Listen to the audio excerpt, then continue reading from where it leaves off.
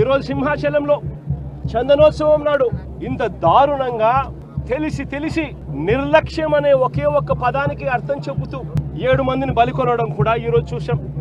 ఈ మధ్య కాలంలోనే శ్రీకాకుళంలో శ్రీకూర్మంలో, అది కూడా శ్రీకూర్మం గుడిలో కూడా ఏ రకంగా తాబేళ్లు చనిపోవడం కూడా మన కళ్ళెదుట చూసాం.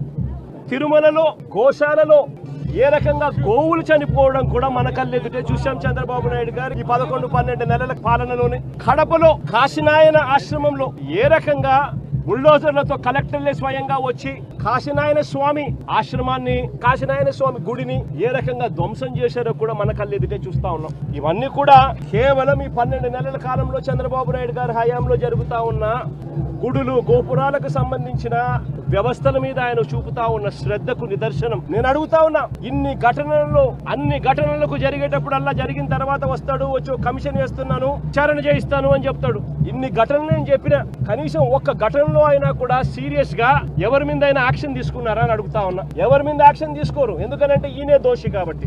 ఎవరి మీద అయినా యాక్షన్ తీసుకోవాలని వస్తే ఈయన మీదే తీసుకోవాలి కాబట్టి ఎవరి మీద యాక్షన్ ఉండదు. తిరుపతిలో మొన్న చూసాం, జనవరి 8వ తారీఖున వైకుంఠ ఏకాదశి నాడు జరిగిన ఘటనలో 6 మంది చనిపోతే ఈయన తీసుకున్న యాక్షన్ ఏమిటి? ఎస్పీని అక్కడి నుంచి ట్రాన్స్ఫర్ చేశాడు. అది ట్రాన్స్ఫర్ చేసేది ఏంది? చెత్త పొజిషన్లోకి ఏమన్నా ఇచ్చినాడంటే అది కాదు. అదే తిరుపతిలోనే టాస్క్ ఫోర్స్కు ఇంకా బెటర్ పొజిషన్ తీసుకొని పోయి ఆయనకి ఇచ్చినాడు పోస్టింగ్. ఇప్పుడు చంద్రబాబు నాయుడు నడుపుతా ఉన్న అరాచక పాలనలో సిట్ అనేది ఉంది కదా, ఆ సిట్లో కూడా అదే సుబ్బరాయుడు అనే ఎస్పీ అధికారి క్రియాశీలక పాత్ర పోషిస్తూ చంద్రబాబు నాయుడు గారి మోచేతి నీళ్లు తాగుతూ చంద్రబాబు నాయుడుకు తానా తందానా అంటూ తాను పనిచేస్తా ఉన్నాడు, చంద్రబాబు నాయుడు గారు పని చేయించుకుంటా ఉన్నాడు.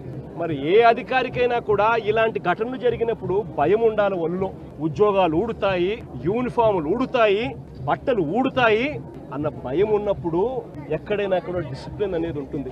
ఎక్కడైనా కూడా ప్రజల జీవితాలతో చెలగాటం ఆడడం అనేది ఎక్కడైనా కూడా మానడం అనేది జరుగుతుంది. ఎక్కడా కూడా ఆయన తీసుకునే చర్యలు ఏవి కూడా కంటి తుడుపు చర్యలే కాబట్టి ఏ ఒక్కరికి కూడా భయం లేదు. ప్రతి చోట నిర్లక్ష్యమే, ప్రతి చోట డైవర్షన్ పాలిటిక్సే.